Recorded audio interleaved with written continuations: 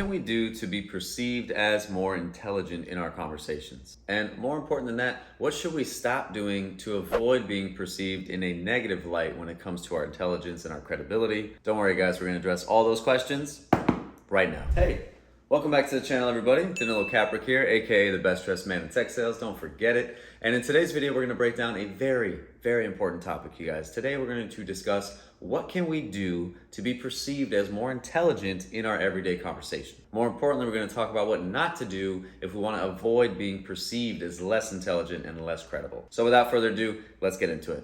Whether we like to admit it or not, there are certain data points that people are going to use to judge and assess our character within the first few moments of meeting us. One of those things is going to be our appearance, how we look and how we dress. Number two is going to be any nonverbal cues, so the way we walk, the way we maybe hold ourselves or carry ourselves. And then number three are going to be the words that come out of our mouth. So in this video, we're going to break down a simple little secret that you can do, which involves the words that come out of your mouth, to be perceived as more intelligent and more credible in business or personal conversations. So let's get to it so you can use these insights. So one of the keys to being perceived as more credible and more intelligent is specificity, guys. All right, specificity is a very key term we want to focus on in this video. Specificity is really important because it emphasizes a level of certainty in your words. For example, just think about it for a second. If someone is hyper specific in what they're saying and they can go into incredible detail, it probably means that they've done this before, right? You're probably going to believe them more because they're giving you very precise details. Whereas if someone explains something to you and they're just using very big picture, vague, abstract concepts,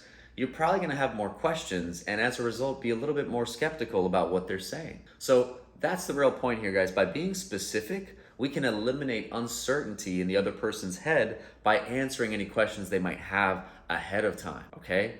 Let's talk about the next reason why specificity is so key. The second reason why specificity helps us get perceived as more intelligent and more credible is because it genuinely sounds better. Just think about this for a second. Let's say you're having a conversation with a CEO about their business goals for the year. You tell me what sounds better. Hey Jenny, I read this press release mentioning how the board is expecting 23% revenue growth in the next 12 months. Can we talk a little bit about what you and your team are going to do to achieve that? Or, hey Jenny, I heard the board had some pretty big growth expectations from you and your team. Can we talk about what you're going to do to get there? What did you guys notice about those two approaches? I'll tell you guys, the key difference in those was specificity, right? In the first one, I'm mentioning 23% revenue growth, 12 months to hit that target, you and your team, right? As opposed to the second example where I just vaguely said revenue goals or revenue targets, right? The reason why that subtle change is so important is because when you specify the explicit detail or go into that level of detail where you're mentioning numbers and percentages and time frames, you get taken more seriously. You get taken more seriously because you've been more thoughtful in your reply, right? You took the extra time and effort to mention the specific percentage point, to look up how long it takes for them to expect this growth, right? As opposed to the other one, which just required less effort. So that's the key thing, guys. Specificity requires more effort. And so it gives the person listening to us the impression that we are putting in more effort. And guess what? No matter who you are in humanity, people always respect those who put in more effort, right? Think about the famous athletes of our times. Think about the famous politicians or whoever might be influencers, business people. We revere and we look up to the people who were willing to put in the extra effort that we did not. And so by being more specific, we convey that we have put in more effort into a thoughtful response, and as a result, we are received as being more credible, more intentional, more intelligent, and putting in more effort. The third and final reason why specificity is crucial to being perceived as more intelligent and more credible is because very few people do it. Right? Most people, when you talk to them, they're vague, they're big picture, right? You ask them how their day was, they just say good, right? Very seldom do people actually dive into the details of why their day was good. And if someone was to do that to you, you'd probably look in a different way and be like, wow, like, oh, you really did have a good day because of this, this, and this. You were very specific. That's odd. That's not very common.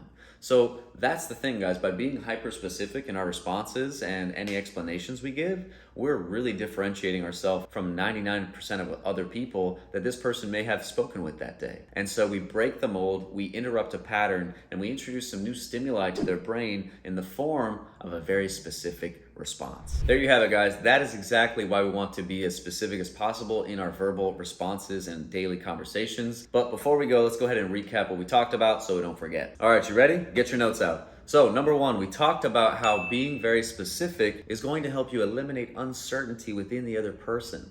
And how if you're vague and big picture, most of the time people are going to have extra questions. But by being specific, you can eliminate the need for those questions and actually create more certainty within the other person, which is going to make you be more credible and believable. Number two, we talked about how being specific just genuinely sounds better, right? When you can come across with percentages, numbers, and small details, it just helps you come across as way more polished as opposed to other folks who just talk in big picture ideas. The third and final thing that we talked about was how being specific differentiates you from 99% of other people in the marketplace. And whether it's in business or in a social conversation, you're still gonna be different if you're being more specific with your communication. Because again, most people just don't put in that extra level of effort to add those details. And as a result, when you do, you're going to be perceived as vastly different from everyone else around you. So there you have it, guys. Hope you got some value out of this content today. If you did, please hit the subscribe button below. Also, if you're not doing so already, please follow me on LinkedIn. And last but not least, if you are trying to break into tech sales, or if you're already in tech sales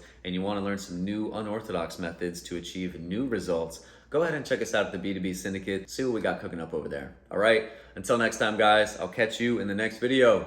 Bye now.